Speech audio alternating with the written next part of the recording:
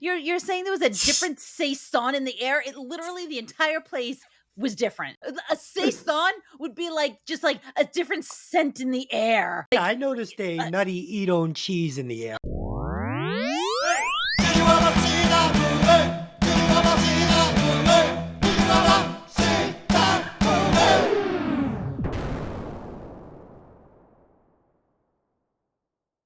Welcome to Hey, did you ever see that movie? I'm your host, Des, and as always, I'm joined by my lovely co-host, Lynn. Catherine, if you give a mouse a cookie, it's gonna want a glass of milk.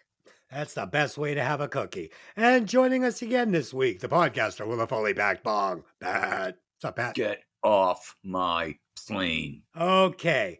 This week we will be discussing the 1997 action movie Air Force One. This movie was directed by Wolfgang Peterson and written by Andrew W. Morrow. It stars Harrison Ford, Gary Oldman, and Glenn Close.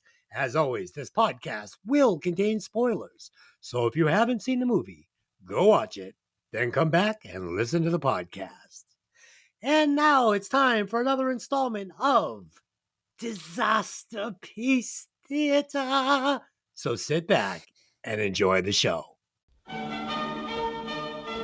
Welcome to Disaster Piece Theater, where me and my two co-hosts will act out one scene from the movie that we are reviewing for you this evening. So please, sit back, grab some popcorn, and enjoy the show. Quiet on the set. Camera speed. Sound production, take one. Get off my damn plane! Cut! Cut! Cut! Okay, thank you. Wow. And now it's time for Dez's 4-in-1 fun and one fake fact, where it will be up to my two co-hosts to figure out which fact is total bullshit. Fact number 1. Initially, Wolfgang Peterson had denied access. Fact number 1. Initially, Wolfgang Peterson was denied access to the real Air Force One, but a phone call from Harrison Ford changed that, and he was allowed access. Number 2. Harrison Ford was not the first choice for the president. Kevin Costner was offered the role, but he turned it down because he had other commitments. I believe it was the postman, but I'm not sure. Number 3. The escape pod in the real Air Force One was designed and built by NASA. Number 4. Oldman plays Igor Koshinov, the Russian terrorist leader who hijacks Air Force One. However, in the end credits, he is incorrectly listed as being named Ivan Kosharonov. And number 5. In 2016, Donald Trump said he liked the role Harrison Ford played because he was an American president that stood up for America. Okay. So, Delyn, which of the 5 facts do you think is total bullshit? The escape pod. Okay. And Pat, what do you think? Yeah, I'm with her. You are both correct. It was, in fact, the escape pod. You know, until you read off number 3, Yeah. I thought it was number 1 because I remember reading that they were actually given a tour of Air Force One before production of this movie, so they had a point of reference for a lot of things, Right. when they were making their mock-up. But Yeah. then you came to the escape pod, and I'm like, well, since that actually doesn't exist, it's probably the one. But my question is, does it exist? Now, this seems like something that the government would say no to hide the fact that it's a yes. I think there's probably... I was doing a little research when we were getting ready for the movie, and Bill Clinton said that he thought it was actually like a really kind of close assimilation of the Air Force One, except for there was no such thing as an escape pod. So maybe when Bill Clinton was president, there was no escape pod. Maybe now there is. Who can say? But Yeah, according to probably him, there wasn't one. I would Right, bet I bet it's probably closer to like a safe room than an escape pod. But It could be more like a panic room, but I read the same thing that it's supposed to not exist, but there's so much about the plane that's need to know that Right. that could easily exist and not a single soul outside the circle know about it. It was also Absolutely. used in 3 other movies too, so maybe somebody's got an idea. Yeah, something like that. Okay, with a budget of $85 million and a box office gross of $315 million, this was a smash hit. Dylan, had you ever seen this movie before preparing for the podcast? No. Okay, I also had never seen it, which I can't believe because I'm a big Harrison Ford fanboy and I've seen literally everything he's done. I don't even think I knew this movie existed. So this was my first watch as well. And Pat, you're familiar with this movie, correct? Yes, I've seen it quite a few times. It was one of those movies that like would run on HBO for like a month, Yeah. and every time I had an opportunity, I would watch it. Okay, so a little story before we get started. Dylan and I went out for lunch today at this little restaurant that we frequent regularly, and they have fabulous food, really, really good. But I noticed when we went in that there was a different saison in the air, if you will. I noticed right away that this restaurant had been sold to new owners, and the food How came. did, And, how did you wait a second? You're saying there was a different saison in the air? It literally the entire place was different. Everything had been changed. The paint was different. The furniture was different. A saison would be like just like a different scent in the air. Like yeah, I noticed a nutty Edam cheese in the air. okay. So anyway, we get the food, and as good as this food, like this place made amazing food, but as good as it used to be, it was even better, right? So I see the owner walks by and he gives me a look and says, "How's the food?" And I say, very as a matter of fact, "It's very good, sir. It's very good." And Delin has a meltdown. No, oh, hold up. Hold the phone. He is telling this completely wrong. First of Oh all, God, this should we're be good. sitting there eating our food and a man comes in to order some food and he is doing the thing like joking around with the girl at the desk when you can tell she's not interested and just, saying stupid shit, standing way too close to the ladies that are trying to order their food, like just being obnoxious, right? Creepy. Yeah. So then he's eating some of the pita chips and he stops on his way out the door and he's like, "These pita chips, these are the best pita chips I've ever had." He's doing the thing, like Bill and Produce, way to go. Goofy dad shit. So I said to Des, "I can't believe I just witnessed that." And he was like, "Oh yeah, that was enough for me to never do it again." Then the dude was like, "How was the food?" And Des was like, "It was awesome. You saw the place and I can't believe how good it is." And he went on and on and on. And I'm just sitting there like, "Oh my God." So I just said to him, "I'm not taking you anyplace anywhere. I can't take you into public." And then You what can't happened take with him anywhere. and then what happened with the lemon cake? Oh, he's sitting there eating a piece of lemon cake. He leans over towards the guy and goes, "Might I recommend the lemon cake?" Oh no. Meanwhile, on the tops of both of his ears, he has hair dye staining his ears black. Oh, no. And what was going on with my nose? And you had a tarantula leg sticking out of your nose. Okay. So Yeah, I think we that painted I it. is- just can't take him into public at all. That does not paint a pretty picture. It was Oh, not God. good. Oh, I never say anything to the staff in restaurants about the Oh my food. God. He literally constantly does. We went and we ate a pizza somewhere and there's like, like teenagers behind the counter. And he's like, "That pizza, that was really good." And the teenagers are like, "I'm making $10 an hour. Fuck off, man." I'm in my fucking stretch jeans with my Adidas and my rock shirt, and my dyed hair. I'm like, "Hello, fellow kids." "That was a my great pizza, God. fellow kids." They Where's were the like, party? "Dude, beat it." Where's the party tonight? Ugh. Where are we gonna drink a 40, dudes? Okay. Oh my Dylan, God. would you like to give us a synopsis? Oh Lord. please. Oh God. I can't, I'm trying to recover still. All right. Take a breath. Okay. Communist radicals hijack Air Force One with the US president and his family on board. The vice president negotiates from Washington, D.C., while the president, a veteran, fights to rescue the hostages on board. How exciting. Yes. Isn't it, though? Yeah. That was it. That was it. Wow. That's like So the shortest synopsis in the history of the show. we were very busy this week. If you go over and listen to the music podcast Breaking Vinyl, yeah, I'm like, yeah, that song was cool. Yeah, I really like that song. So yeah, I didn't do a ton of research for anything. Okay, I can't deny you that because I've worked quite the heavy load this week as well. So Yeah, you guys really put in I a I hard might be week. the only one. Yeah, I might be the only one with actual anything to Yeah. say. Yeah, I mailed it in. I mailed it in on the last podcast, and this is probably going to be no different. So I'm going to So be we're looking at Kevin Costner as the so we're postman looking at today. what, 30 minutes? Yeah, we'll A see. 30-minute podcast? I can We'll see see. that. I don't think we've Okay, ever had one under an hour, so we'll see. let's do Oh, I it. think this might be.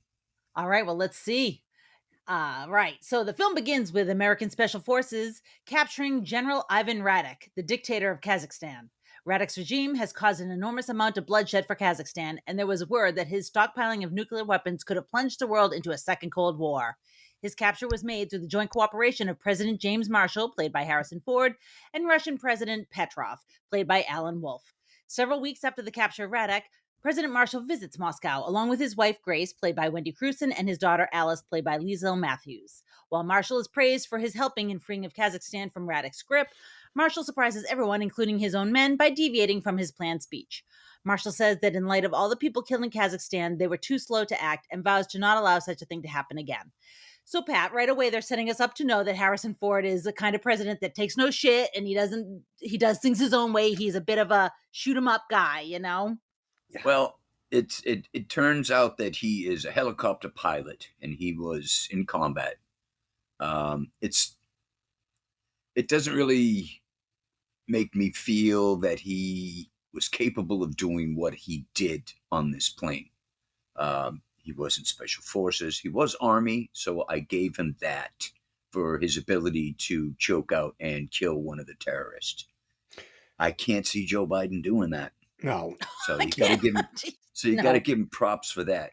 One of my favorite scenes in the movie was the very beginning because that was actually more realistic than most of the movie. The extraction of Radek, boy, that was SEAL Team Special Ops, top notch stuff. so as I'm watching that scene, we got a new cat. So I've got this little laser toy, this little laser pointer that I play with my cat with.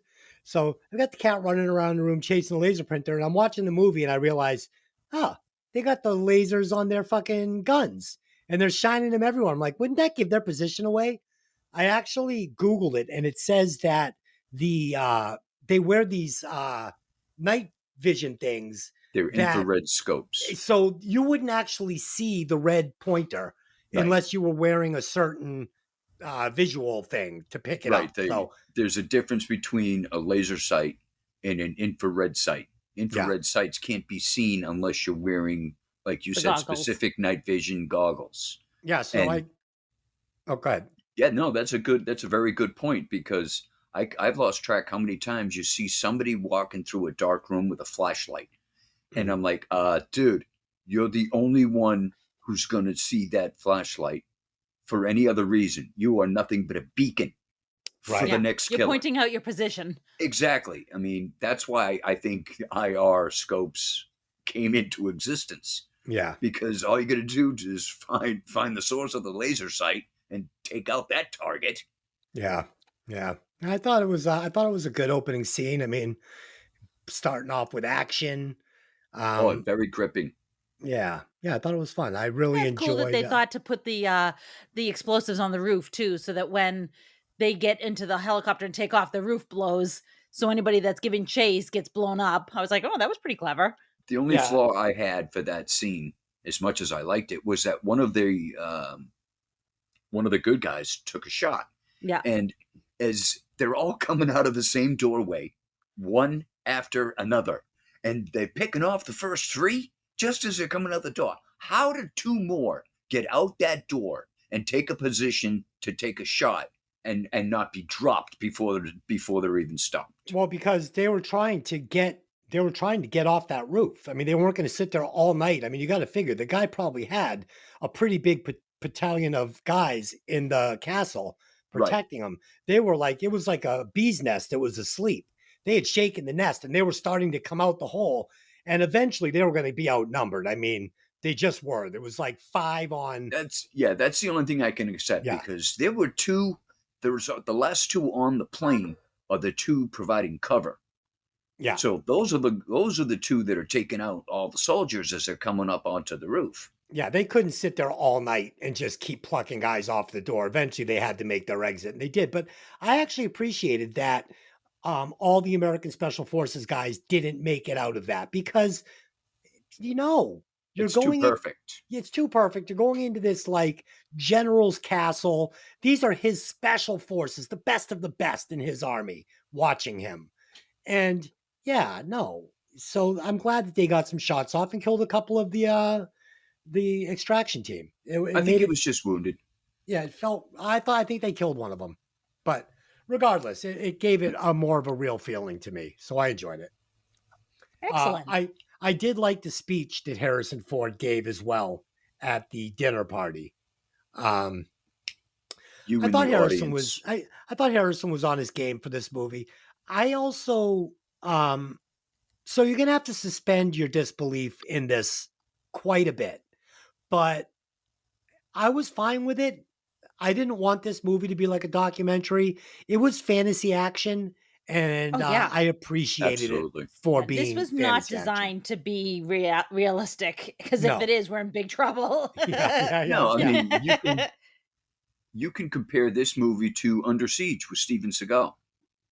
Yeah, it's designed to certain be a degree shoot 'em because- up kind of Right. almost silly, you know? And you have to question as you're watching the movie, how is it that, I mean, the vice president said it herself, how did these people get on the plane? Well, the only way that's happening is if there's someone on the inside. It was the Right. same way with Under Siege. The only way they were able to do what they were able to do was because they had someone on the inside. Yeah, Well, I we'll get think into that- him later, because Des and I both have feelings about that. I think the plot though of cutting off the news team's fingertips and all that, I think it's plausible the team could have got onto the plane, but they weren't getting in the gun. They weren't getting a single weapon on the plane without the help of the mole. So Oh, absolutely. Yeah. All right, moving on. So Marshall, his family, and his men are then returned to Air Force One, which takes off on its return trip to Washington, D.C. Unknown to the president or anyone else, a rogue Secret Service agent named Gibbs has secretly allowed onto the plane several men who are supporters of General Radek. After the plane has reached cruising altitude, Gibbs kills several agents in a crucial protective position on the plane, and the hijackers, led by Igor Khrushchev, played by Gary Oldman, don bulletproof vests and collect weaponry that is used by the Secret Service. Khrushchev and his men quickly gain control of the plane, killing several Secret Service officers and capturing the First Lady and the President's staff. In the chaos, Marshall is ordered into escape pod in the cargo hold. The hijackers watch in anger as the escape pod ejects. So, Des, you and I talked a little bit about this, and even though we're jumping ahead a bit, we never do really find out what Gibbs's reasoning is for betraying his position and his country. And I honestly felt that was disappointing. I mean, you're shooting people blank in the face that you've been working with, I'm assuming, for years. And why? Like, they never say why. It's an enormous plot hole. Enormous. Yeah. And I mean, this is a shoot 'em up and this is a fun ride, but to give me nothing? I can actually enlighten you regarding that. Good. The script initially had Gibbs being a disgruntled CIA operative who lost everything at the end of the Cold War. Yeah. He knew Gary Oldman's character because he used to be CIA and knew the man. And he was included in their plan. But the director, or who was it? I think they call him the script doctor, had taken the scene out of the movie because he didn't think it was relevant enough to the story. Oh, it's the entire linchpin of the story. Exactly. But I'm glad they did, because it's even worse with that, because this is like the president's right-hand man, Secret Service agent. Like, he hasn't been vetted. Like, yeah, they give jobs to guys like that have been fucking pals with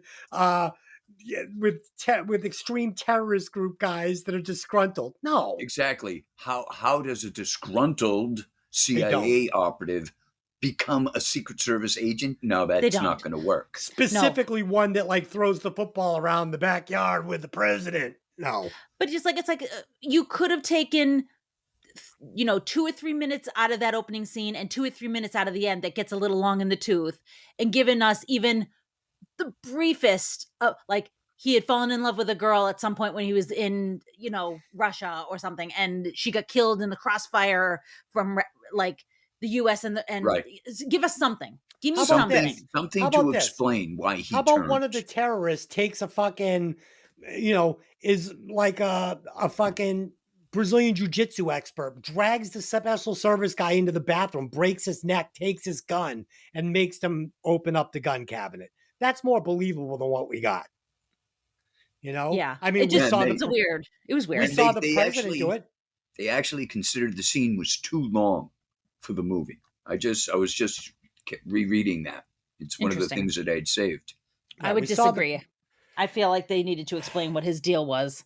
Yeah, we saw the president choke a guy out, so I don't know why we couldn't see a terrorist choke out one of the CIA guys and get a gun and get the weapon cabinet open. So it was fucking horseshit. So this movie came out in 1996, you said? 7. 97. So it's funny because the president is watching a Michigan football game and 97, 8, 9, 10. So if this movie had come out just 3 years later, we would have been watching Tom Brady on that TV. Oh, Actually, not even. Just 2 years later, because he was drafted in 2000 and he was starting quarterback for Michigan in 99. So just 2 years later, and we're watching Tom Brady on that TV. I thought That's that was funny. pretty cool. That Yeah. would have been good. I thought a this Michigan was man. I thought this was a fun intro. I liked how he's trying to avoid, finding out the result of the football game, and yelling ultimately at it's everybody else, spoiled. tell him. Yeah, ultimately it's spoiled. The look on Um, his face was perfect. Yeah. Absolutely perfect when they let the cat out of the bag. Yeah, I thought also, I'm sorry, go ahead.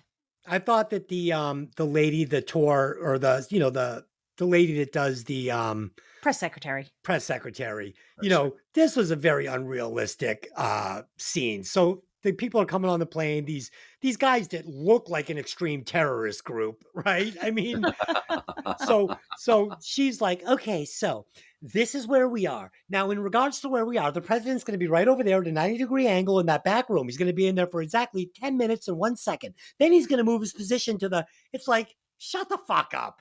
You're not telling everybody the president's every move and timeline in this airplane. You're like, go take your seat and shut the fuck up. That's what it's like on Air Force One. Because you would know, because you've been on it so many times. Yeah, exactly. Listen, exactly. I've never been on Air Force One, but I have taken a flight. Okay. Well, just because you were treated that way doesn't mean the rest of the world does. I will say, when they first get on Air Force One, and he goes into his office, and then he goes into his bathroom, and then there's Yeah. like a whole meeting room. I'm like, how fucking big is this thing? So I Huge. Googled it. I'm like, is it really that big? And it really is pretty big. Like, It it's big is. enough to have rooms in it. And I Yeah. was like, holy shit, it's a big airplane. It's a big airplane. I can recommend the lemon pie, the lemon cake. Ay, ay, ay. All right, let's move on, shall we? Please. All right. So Air Force One's pilots attempt an emergency landing at Ramstein Air Force Base. Oh, Getting the boy. plane. What? This What's the scene problem now? oh boy, this scene is something. Okay, let me get through it, would you? Okay. Air Force One's pilots attempt an emergency landing at Ramstein Air Force Base, getting the plane down onto the tarmac before the pilots are killed by Korshunov, I don't know how you say it. I'm sorry, Gary Oldman, and Nice. and him putting That one of works. his men to take over the piloting the plane and get it back up in the air. A group of F-15s are sent after Air Force One as an escort. The plane is piloted towards Kazakhstan, and Gary Oldman places a direct call to the White House, where Vice President Catherine Bennett, played by Glenn Close, and Defense Secretary Walter Dean, played by Dean Stockwell, listen to his demands. He requests that the release of General Radek, with the stipulation that a hostage will be executed every half hour until his demands are met. Shortly thereafter, the president's escape pod is found, but he is not inside. During the firefight, Marshall hid aboard the plane, intent on saving his family, a fact of which neither the White House or Gary Oldman are aware of. He assumes that the president escaped Air Force One, while the empty pod's discovery by the White House has him speculating that he might have been killed. In his own communications with the White House staff and military leaders, Gary Oldman is clear to point out that he believes Marshall is a coward for deserting his family and staff, and he taunts Vice President Catherine Bennett. So, Pat, I had a feeling that the president had not gone in the escape pod since Harrison Ford is the star of the movie, but I kind of love that nobody else could figure that out initially. I think it must have been like split-second timing. They shoved him in. They didn't close the door. They were both shot. The camera goes to another scene, and you just assume that he's in it as the thing goes away. The big thing I had with this is, am I the only one that thought it was it wasn't realistic with all the weapons fire on this plane. It's pressurized. It's bulletproof. It's bulletproof. They made a No. point of saying this plane is bulletproof and it can withstand a nuclear shockwave. It could take the bullets. It's bulletproof. Everything, glass, shell, everything. All right, I'm glad you said that because that was a big discrepancy for me. Now, whether it is or it isn't, they made a point of saying this plane is bulletproof. Yeah, Okay, in so the that press makes secretary sense. says it. Yeah, that makes sense because in a future scene, they were at a certain altitude and they were opening a ramp. And I'm like, wait a minute. How is there no explosive decompression from the bullets, but there was from the ramp? Yeah. And you just explained it to me. So thank you for that. You're welcome. Glenn Close, this is an insult. This movie is an insult, one, to her acting skills, and two, to all women. Like, don't even make this the first female vice president because they make her so inept, so ill-prepared for this. They make her so wishy-washy. She can't figure anything out, and she second guesses herself, and people are calling her a fucking wet skirt. I mean, it's insulting. The whole thing is insulting. Why do it? I want her to be strong. I'm going to come at it from a different direction. I think that all of these men think that they're going to push her around. And they do. And hold on. They think they're going to push her around. They're going to do what they want to do and not what she wants to do. And he tries to get her, the guy from Quantum Leap tries to get her to sign that thing giving him power. And she says no. She's the only holdout. She's the only holdout. But she's also breaking every rule. The president said, we're not negotiating with terrorists. You negotiate with the terrorist. You shouldn't release the guy. She tries to release the guy. Like, also, I hate this actor from Quantum Leap. He cheapens movies for me. He's a TV actor. I fucking hate him. And the guy with the red hair and the mustache, you know who I'm talking about. William H. Macy? Yes. Is he the little mousy guy? Oh, that gets killed at the end? Yeah. I'm sorry, not William H. Macy. Yeah, no, William H. Macy. That's him. Yeah, he played the cooler in that movie. I fucking hate this actor. Oh, God, I hate this actor. There were so many actors that I've seen in other things like Gibbs. He played 2 seasons on 24 with Kiefer Sutherland. There's an actor that you barely saw. When they rushed the president out of the meeting, one of the guys had red hair. Mm-hmm. That's Glenn Morshower. Yeah. He's done episodes of 24. He also played a general in the Transformer movie, Revenge of the Fallen. Right. Interesting. I've just seen his name so many times because he was in 24 for like at least 4 or 5 seasons. So the president can't stay on the plane. He can't. I don't care if his family's there or not. He's taken an oath to the country. He has to get off the plane so he can get back to the White House and start negotiating. He's got to take himself out of this equation. Staying on the plane, not even an option. It's not an option. Do you guys agree? Well, I mean, I would assume that would be the reality. But again, this is a time when you're supposed to suspend reality and just enjoy the movie. And also the fact that this president is more of a veteran war hero as opposed to a politician. So I can see him doing what he's doing. I mean, it's pointed out that he's doing the wrong thing by how many different scenes later in the movie. Everybody. Exactly. He's a cowboy.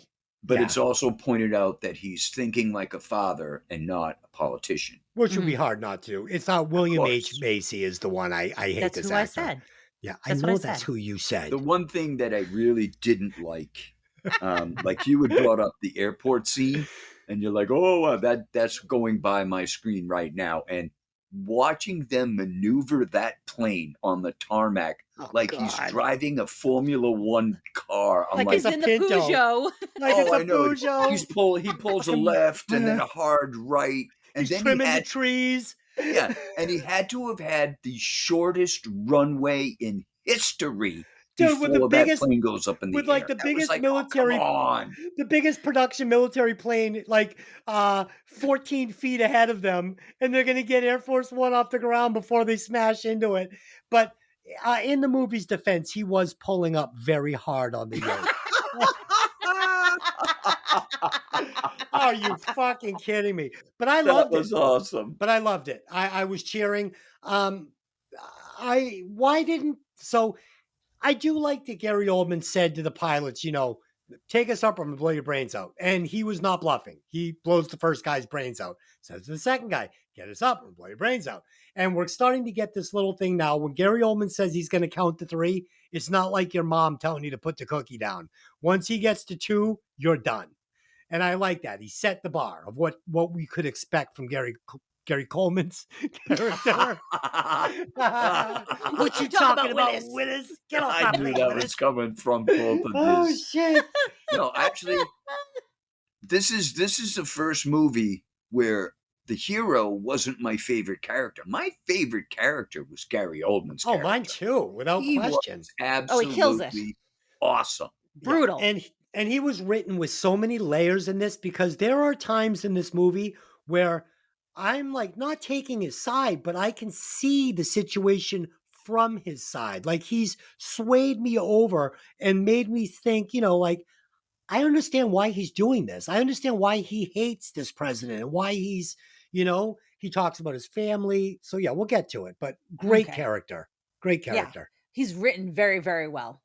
Yeah. And All he's right. and he's earning his paycheck in this one. From what I understand, Yes. he was really slapping Harrison Ford in the face, and like they were getting very physical during this.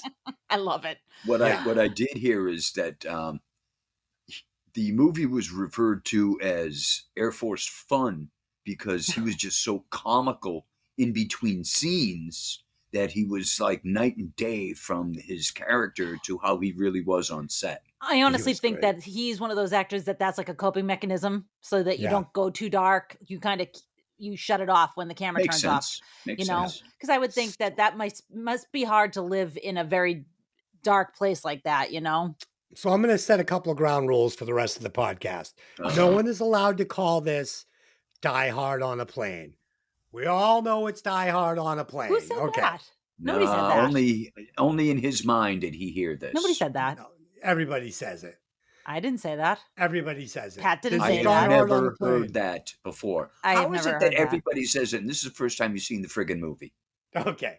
So no saying this is Die There's Hard on a everybody Plane. setting rules for nothing. Just shut up. Just shut up. I can suggest the lemon cake. Okay, here we go. We're moving on. Please hurry. God. It wasn't lemon cake. What was it?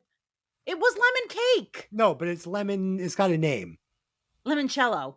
But that one's not called limoncello. It's called limoncello when we go down to the Italian place in Rhode Island. This one is just lemon cake. That's all. Fucking lemon good. All right, let's go. Oh my God. Hurry. Bennett calls President Petrov in hopes that he can release Redek temporarily, with the hope that once Ivan has released the hostages, they can quickly recapture him. However, Petrov is not willing to give in to this request without proof that the president is alive, because at this time they all still think that he might be dead. After 30 minutes, Gary Oldman calls the White House to find out if Redek has been released. He's not, and when Bennett and National Security Advisor Jack Doherty try to stall for time, Gary Oldman coldly executes Doherty. Gary Oldman then has Grace and Alice brought to the cockpit, leaving several men to guard the rest of the hostages. Igor tries to speak to Alice, explaining to her that her father is a killer. He just does it with a phone call instead of a gun, but Alice is not having any of it. Marshall attempts to find his family, but almost is taken up by a henchman before he kills him. Marshall returns to the cargo hold, where he manages to find a cell phone and places a call to the White House switchboard. Marshall argues with the switchboard operator when she questions his claim to be the president, and he demands that she trace the call. As she realizes that Marshall is who he says he is, one of Khrushchev's men finds Marshall. Marshall slyly slips the phone into his pocket. When the call is transferred through the White House Situation Room, Marshall gives indirect orders for one of the F-15s escorting the plane to fire on them. Bennett relays the order, and the shockwave from the blast throws a henchman off balance, allowing Marshall to overpower and kill him. Marshall then speaks directly to Bennett and the others, claiming they cannot give up Radek and need to find some other way to get the plane on the ground. So, Des, I actually thought that the idea of the explosion from the chaff, just rocking the plane was actually kind of smart. Like, I wouldn't have thought of something like that. That's pretty cool. What I did like about this, so the daughter says earlier in the movie, I'm 12 years old and I'm ready for real world things, and her father says, you're not ready to see these camps and stuff. And she says, I'm ready. And this was a foreshadowing to her being exposed to some extreme horror coming up. Oh, yeah. I also like the line that Gary Oldman delivers. So he says, you're top negotiator, I just killed him. But he did a good job. He just bought you another half hour. I thought that was pretty good. I was like, all right, fucking A. And so we're going to get this phone. Okay, so he's going to find this phone. He's going to activate it. And he's going to be carrying it around in his pocket. And he's getting some damn good reception on that thing. Right? Holy shit. Yeah, I mean, you have to think he's in airspace above, Turkey, Russia, Germany area. And it's in his pocket, and they're sitting at a fucking table hearing it through a 1997 intercom system. It's like, okay, so it's like, get the fuck out of here. Until it's not convenient, and then it gets broken up at one point. I'm like, come on. Low battery. Exactly. Low battery. Yeah. Oh, low battery. Okay. It was funny to see that phone, too. We all remember that phone, right?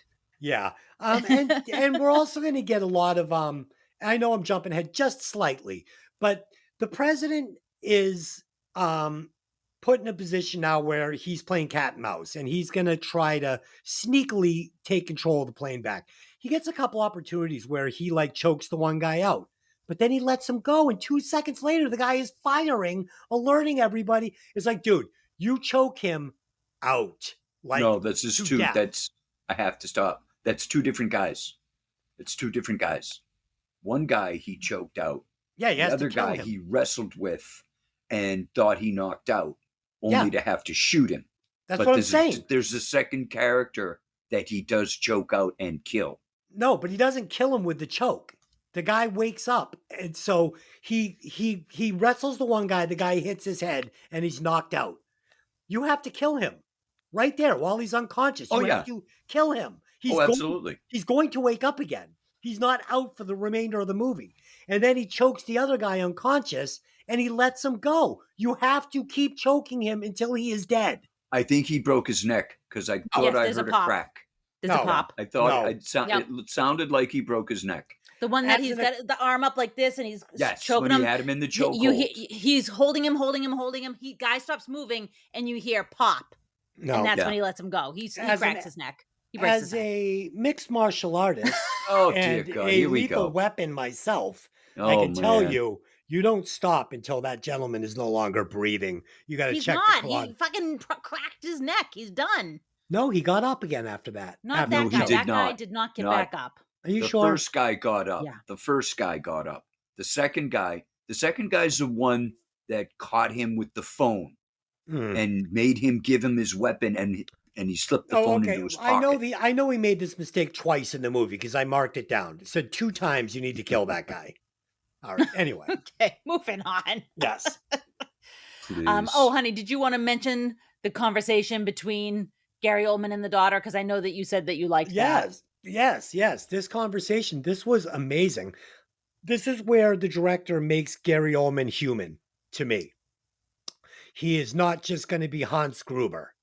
He's going to be, he's going to be a character that you can start to feel for a little bit. I have a family. I have a daughter. Does this surprise you? He tells him your father kills with a pen. I kill with a gun. What's the difference? Your father kills children and he kills women with drones. What's the difference? And he's kind of right. So, honestly, when you really think about it, Yeah, and then she says, "You're nothing like my daddy." That's where I'm popping her. Pop, pop. Oh, God, you're not popping a child. Stop it. All right. All right, moving on.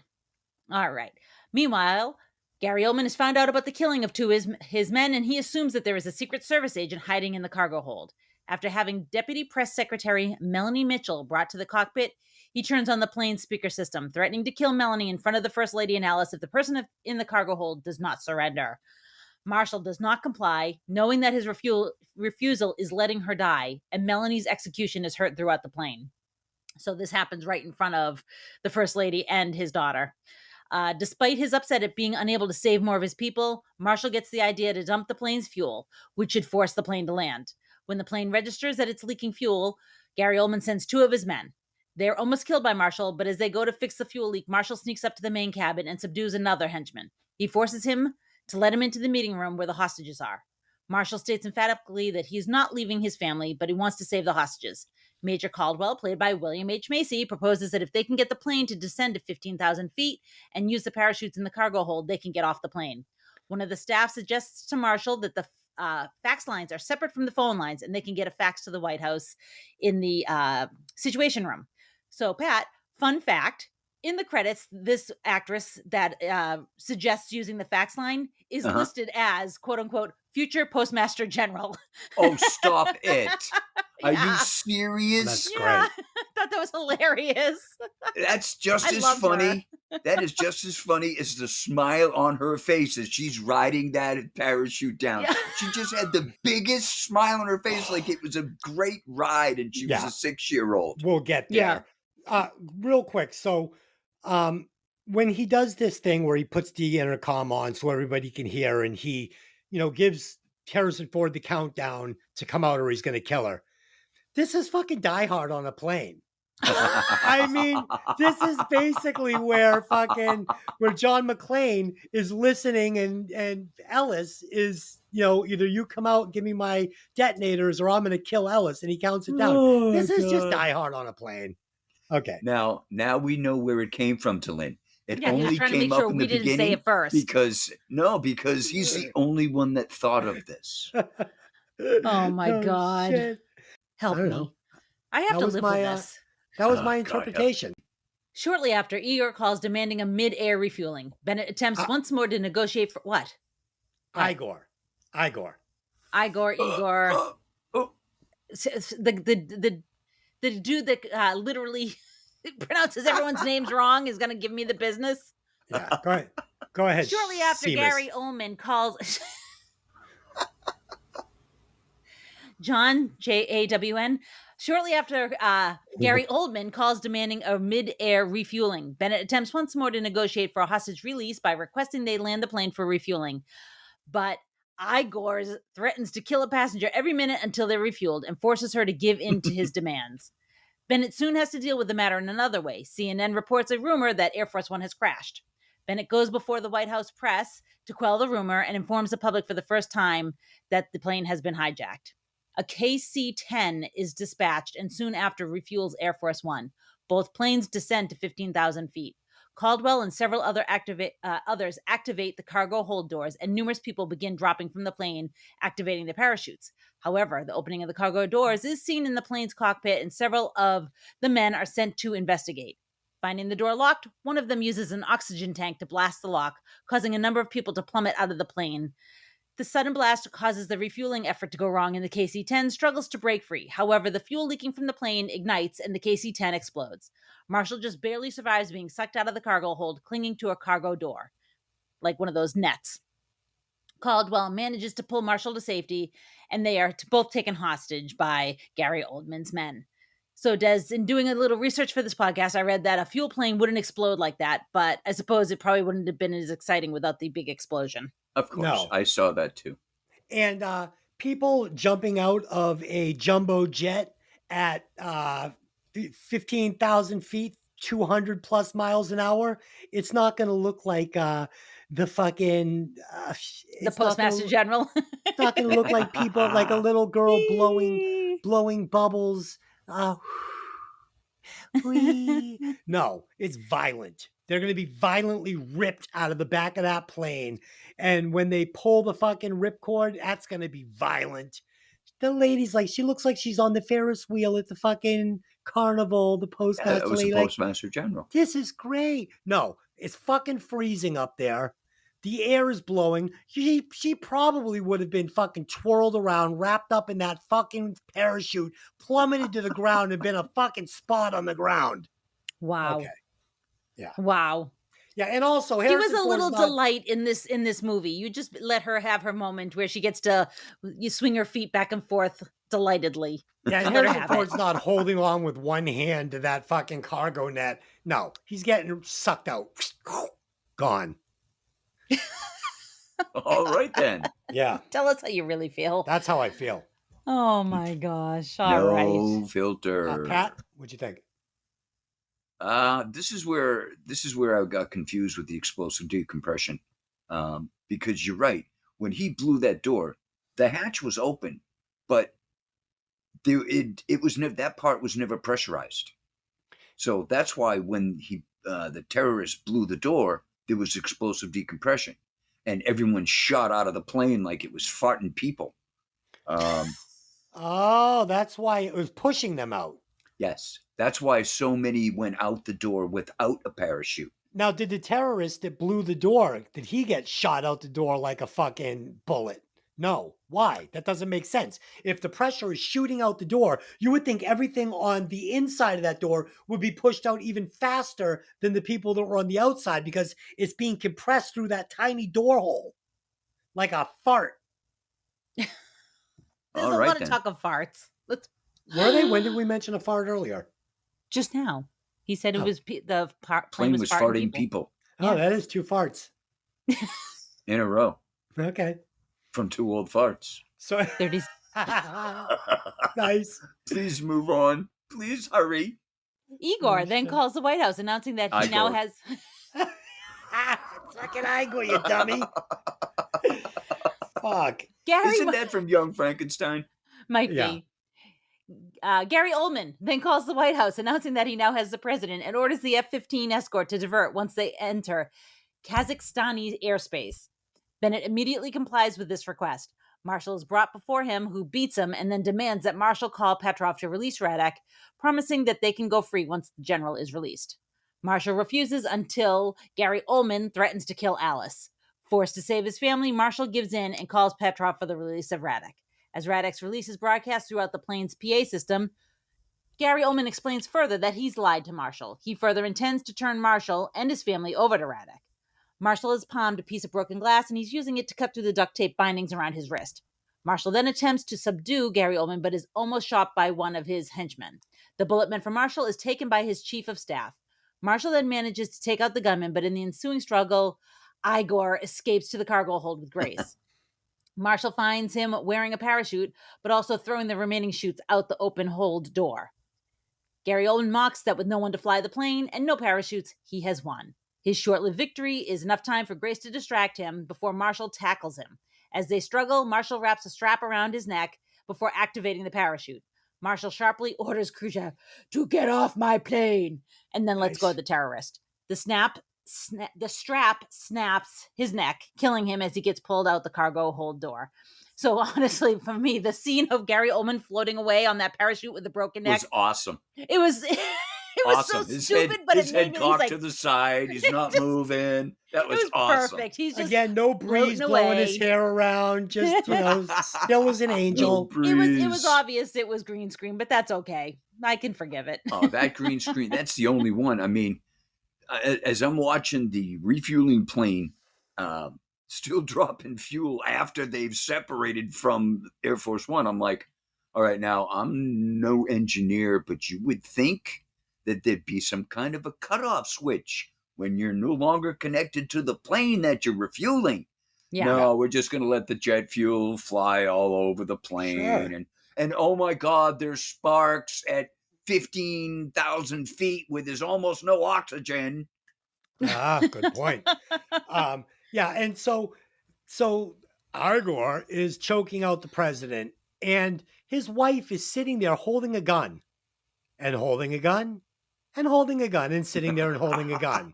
And I'm screaming at my TV, will you get up and shoot Igor? No, she never does. Why? Can you guys explain to me why she never gets up and shoots Igor? I Afraid can't. she's going to hit her husband. No, she could have walked right over to him, put the fucking thing right up to his head, and pulled the trigger. He is on the ground, choking fucking him out with his back turned to her.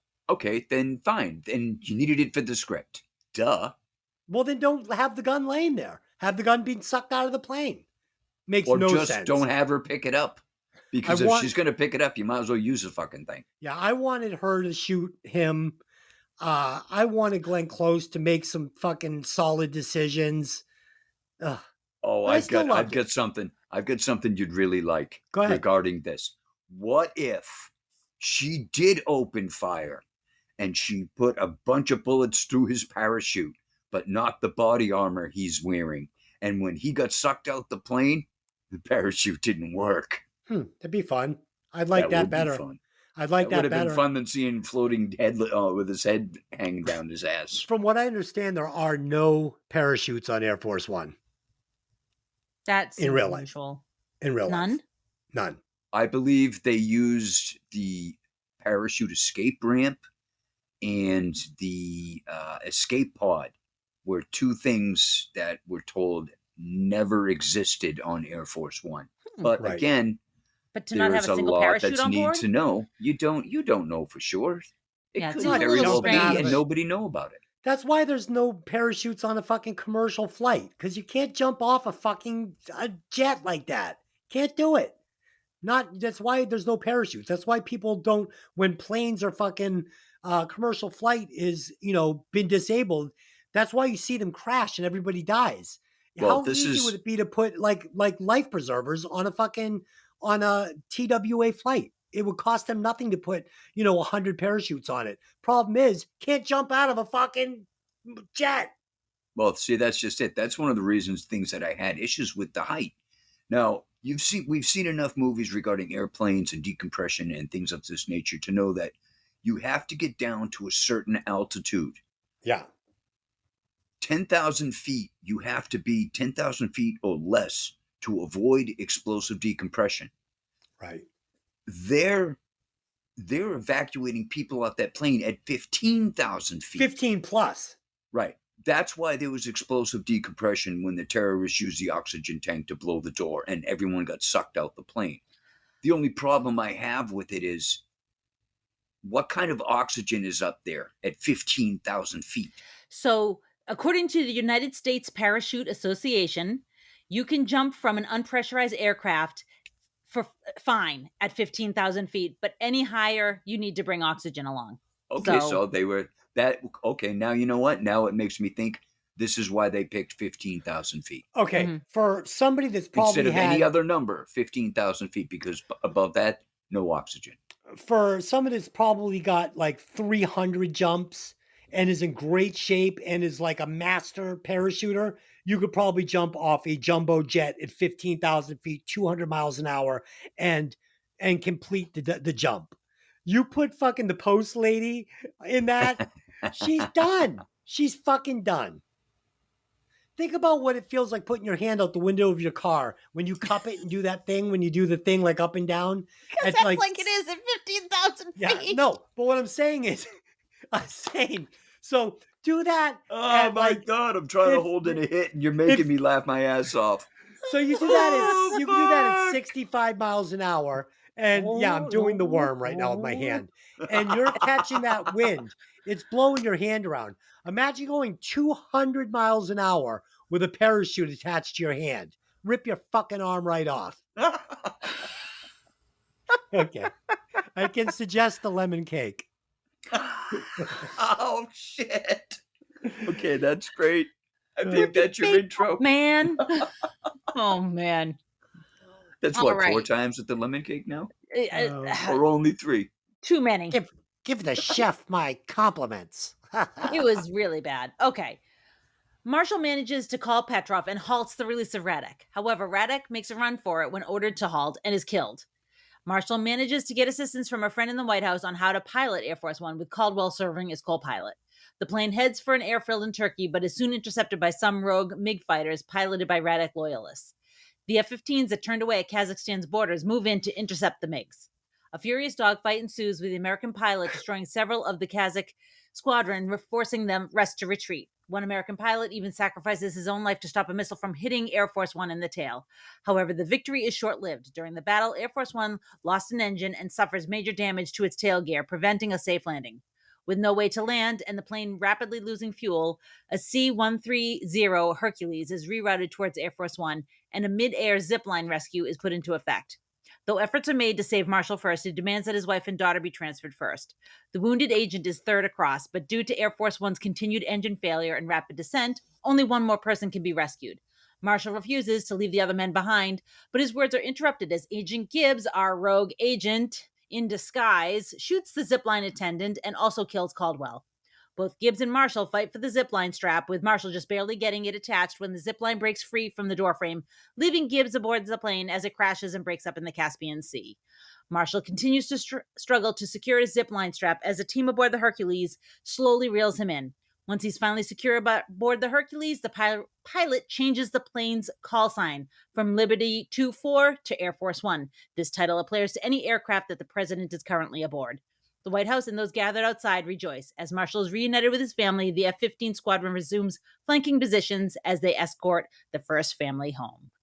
Okay, I'm calling bullshit like all over the place here. Like I've stepped in shit 5 times. Wow, So, really? I'm shocked. yes. So first of all, when they realize the plane is too damaged, the jet pilot pulls up alongside and says, "Well, Mr. President, doesn't look good.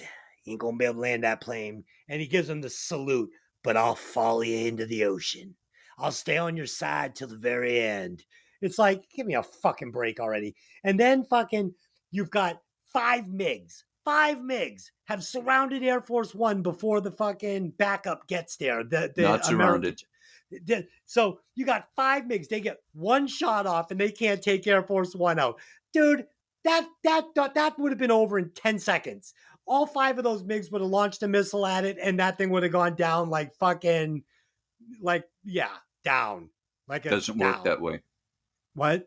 It doesn't work that way. Oh, so you're telling me 5 MiGs couldn't take down a jumbo jet? No, in 2 what I'm seconds? saying is 5 MiGs are not going to fire at the same fucking time. This isn't Independence But Day. regardless, even 1 MiG could take one MiG That's right. unopposed That's to take right. down the That's fucking. right. And what happened the last time somebody fired a missile at it? It got away. Okay. Dude, listen. You can There's no shit way. on this all you want, but Dude, that's the way it is. There's no way 5 MiGs aren't taking down Air Force One. It's Well, over. Let's take into account that the F-15s that were racing that way all have radar-guided missiles with extended range, and that's why everyone pick a target and lock on. Dude, those five fucking MiGs birds were didn't- shot out of the air before they even saw the No F-15s coming. bullshit. There was Oh, 15 please. seconds, 20 seconds before but those MiGs were taking Air Force One out. End of movie. Nothing could save it. A fleet of MiGs is taking out a jumbo jet. That's it. This is like a pit bull on a kitten. I don't give a fuck what you're saying. It's over. It's lunch meat. It's over. So that was just ridiculously unbelievable. I did love the scene where the pilot jumps in front of the bullet with his plane. I mean, it's such Hollywood bullshit, but I loved it. I thought it was great. Okay, so you thought that the totally unexplainable there's Air no maneuver, way that F-15's intercepting that missile. That's just No. not going to fucking happen. especially the way You it did it. You love that, but you Yes. can't accept the fact that 5 MiGs didn't take out Air Force One. Correct. You are That's out right. of That's your what I love fucking. about you. You don't miss the facts. You're out of your fucking mind. True. Out Okay. of your mind. I also think that this was another opportunity for Gibbs to say something that tells us why he did what he did. Oh And he yeah, doesn't. give us a reason. One Tell them line. that he One caused line. the death of his wife in one of the bombing raids that they Yeah. did in the Middle East. Give us something to One line. Yes. explain Yes. why he did what he did. You get absolutely no explanation from and beginning then- to end why he did this. And then he gives this bullshit line, which is going to try to sell why he is going to still try to kill the president. And he's going to say, Harrison Ford says, "I trust you." He goes, "Yeah, the next president will too," basically. Yeah, So like he's gonna fucking survive that. I mean, please. So basically, my gripe here is I don't necessarily need to know why he did it, but I mean, I do. But at this point, listen, you go back, you're a hero. You saved the president. You're going to go back to the White House. You'll get your day to try and pull this horse shit move off again. Nobody knows you're the mole. But now he's just going to give the information up at the last minute. All right, I'm the fucking mole. I'll go down with the plane. That's fucking gay. Well, no, because the reason why he uncovers himself at that moment is because he's going to leave Marshall on the plane and he's going to go because there's only time for one more person to go. So he's not going to let himself be killed at this point. He's going to take that zip line and let Marshall go down with the plane. That's why that's why he actually says it at that point. I knew. I just wanted to see if you were paying attention. Sure. Because all he had to do was replace the president and say the president insisted that I go. Yes. President goes down with the plane. There's no one to say no. It's not going to happen. No, legitimately, he's been saying that all along. He's trying to get everybody across before himself. Dude, his family, the wounded guy. No. If he says that, he's going to fucking Guantanamo Bay. Like, well, the president said I should go first, so I did. Wait a second. Guantanamo Bay? What is Guantanamo Bay? Could you explain to me what Guantanamo Bay is? It's a nice little Mexican place down the street from our house. You have just the best. What the fuck was that? We got to wrap this up. My fucking landlord's doing something outside. Okay. That's awesome. I'm surprised we got away with it as much as I am because I've seen him walking around. I've heard the heavy machinery. He's trying to put the new stairs up. It sounds like somebody's like breaking in with machine guns. Like, brrr. He did this to me 7:30 2 nights ago. 7:30, 8 o'clock at night as he tears the old one down. All right, bang on that wall. Tell him to shut the fuck up. Let's move along so we can finish up. All right, so let me just talk about the airplane crashing into the ocean. That was some fucking harsh CGI, man. Oh, it was bad. Horrible. Especially Gibbs standing in the doorway going, no. And then you see, and then you think to yourself, yeah, well, it was 97. Mm-hmm. Yeah, they didn't have anything like this. I was fine with it. I mean, it looked pretty cheesy, but it was fine. I also like the way the little latch like comes undone at just the right time for Harrison to get off the plane and hang behind the fucking jet. It was all fun. Do you guys think they could have reeled him in any slower? No. Do you guys like fishing lure reeling him in slowly? I'm like, this guy is hanging by a fucking thread. Do you guys think they God, push mute when I'm talking. Do you guys think they should have ended the movie at oh shit, it's not working. Do you think they should have ended the movie at Gary Coleman's death and wrapped it up there? When Willis died? At Gary Oldman's death, do you think they should have started wrapping it up there? Did we really need all this extra movie? I mean, you have to wonder, like, how do they get back home? Like, I guess you can kind of see it. I don't have a problem with it. They could have. I mean, they could have cut it down a little. Yeah, I don't know. I thought the MiGs coming in to shoot down the plane, I thought all of that was unnecessary. I think once they get Gary Oldman, Igor off the plane, I think at that point we get the exact same ending, just without the whole MiG thing. Just, the plane's unlandable. We're going to bring in this cargo plane. We're going to put the latch on. We're going to bring you over. End of movie. That's fine. And let me say, so the president's daughter is going to need massive therapy. She watched two people get killed right in front of her. Yeah, it's bad. And it was funny. So in the scene where the press secretary gets killed, they what was the director's name? Scott? I don't know. Okay. Yeah, how professional of you. He actually Wait a second. I'm supposed to know, but you don't. I think I got it right. Okay. He contemplated putting the graphic scene in and opted to leave it out. I think it's better without it. I think it's better without it as well. You see the blood on the chair, and they're pulling her away with her legs like on the ground. Yeah, it's like you know exactly what happened. I would like to bring up before, because we missed this part, or maybe we hadn't gotten, we definitely got past it. Radek is being released. Yes. and everybody's excited and cheering, and they put that goddamn music and sound through the phone, through the airplane, and I'm like, oh, you fucking scumbag. Only to have him get shot dead as he gets to the gate. I'm like, okay, that was good. That was as good as watching Igor floating through the parachute with a busted neck. Yeah, but the problem is that like the audio they're getting again.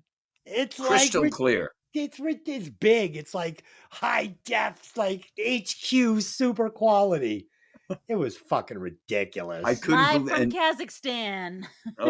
and I had such I made note of it because I was so unhappy with hearing that. I'm like, I wrote down, how the fuck does this get to Air Force One? Right. Yeah. Yeah. I mean, seriously. Yeah.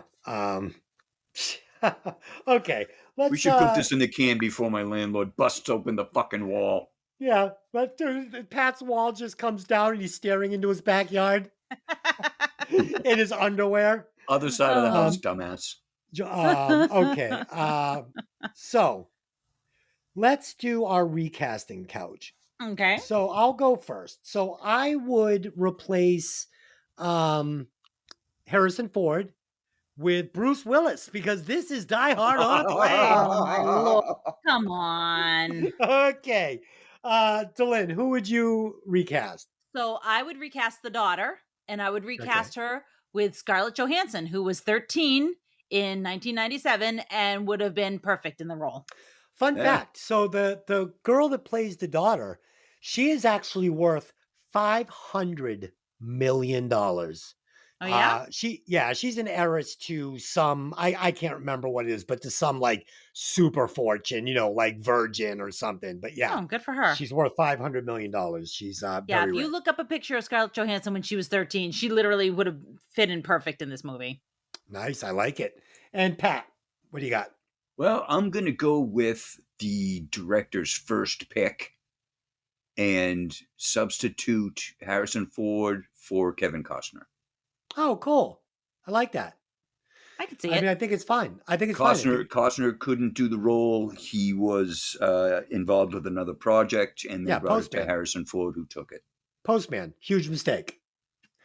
I don't know. That was a didn't big see it. movie, wasn't it? No, it was a Oh. flop.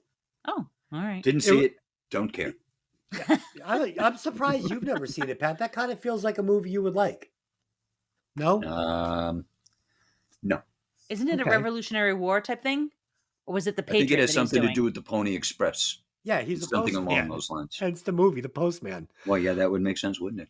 Okay, so Rewatch. Okay, so let's give our final thoughts and our rewatch score. So for me, Air Force One, never seen it before. I'm glad I did. Was a lot of fun. Was a action fantasy movie. The lack of disbelief everywhere, where I had to just say, this could never. It was fine. I had no problem with it. It was fantasy. It was science fiction, basically. I liked it. I thought everybody was good. I thought the acting was great. I thought Gary Oldman was fucking bringing his A+ game on this. I would give this 3.12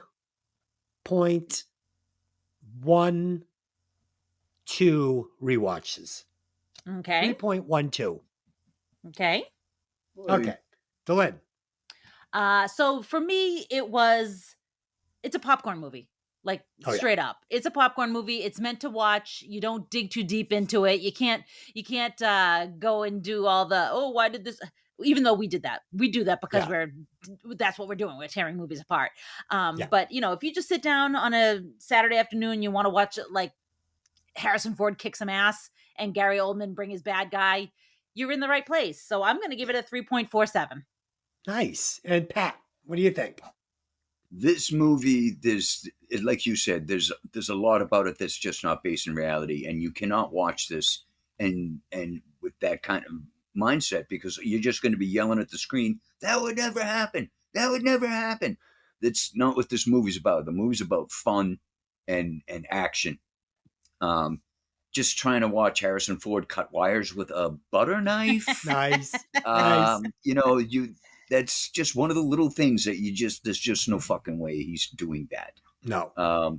But it was a good action story that I enjoyed a lot. And Gary Oldman, by far, was my favorite actor in this movie. Me too. Igor was my absolute favorite character. He knocked his character right out of the park. So I'm going to give it a 3.5. Nice. All okay, right. so Dylan, where does that land us? All right, so that gives us a 3.3633333.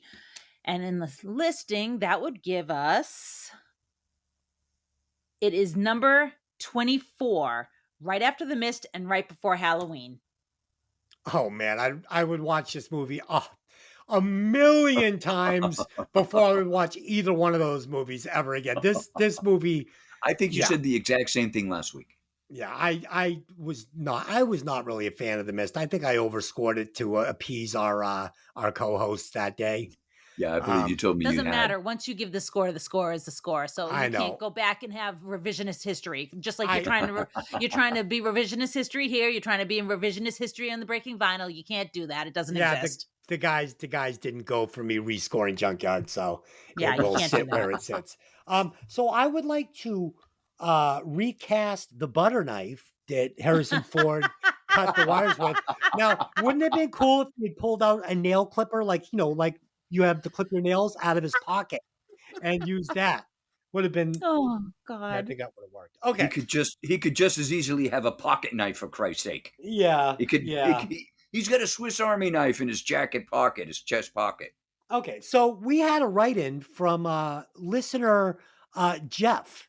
He is from the Catskills area, and he says, "Guys, I really love the show, especially Dez. His insight and intelligence just brings what? Anyone who listens to this podcast will know you're so full of shit Yeah, before you could even finish. that's a I fake imagine- writing. So let's just I- put that to bed. I am. You don't want to hear the rest of it? Okay. No, Oh, absolutely Okay. not. no. Okay. So Okay. next week we were going to do Goodwill Hunting, but I called an audible, and I am literally forcing Dylan and Mickey to watch Staying Alive, Oh dear the God. sequel to Saturday Night Fever, written by one Sylvester Stallone, starring one Vinnie Barbarino. I Sylvester love this. Stallone wrote that? Oh What? yeah, and directed it. Where? Oh Jesus when? Christ! Yeah. So I've seen this movie a million times and I love it, but it's not why I chose it. I chose it because it is so fucking ridiculous. I Yeah. am sure this is going to be an absolutely hilarious episode because these two are going to die when they watch this movie. Okay. I've already So- seen the promo picture, and I don't have a lot of hope. I mean, the dude's wearing like tinfoil underpants. Like He's wearing a- it's a problem. He looks like he's roasting a It's chicken a in his crotch. Problem. he's wearing it's a fucking problem. That's he's- awesome. He's wearing a rabbit foot keychain. Is he- That's No. all he's wearing. That's it. And muscles and fucking and oil. I would Okay. definitely have to call in sick if I was Barbarino. tapped for this. Oh, holy shit. Dylan, will you please tell the listeners where they can find the show? Yeah, Everywhere. there is. If you look underneath in the show notes, there is a link to find us everywhere. You can find Okay. us on Facebook. You can find us on Twitter, Instagram, all those places. Just look at the show notes. It's all there. It's easy to find us. You can email us, anything. All right. And please leave a short review and a 5 stars on Apple, especially because that's where it really counts the most. We would appreciate that. What you like, what you don't like. Yes. Next week on Breaking Vinyl, our sister podcast, we will be reviewing Mother Love Bone's Apple.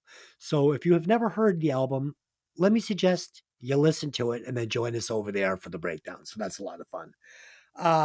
Okay. So I would like to thank you, Pat, for joining the show today. Like always, joy doing a movie with you. 4 in Dylan, a row. It was a lot of fun watching movies from opposite sides of the house and reviewing it as always. I would also like to thank the wait a second. listeners. Pat is 4 for 4 on the 4 in the a fun row. facts.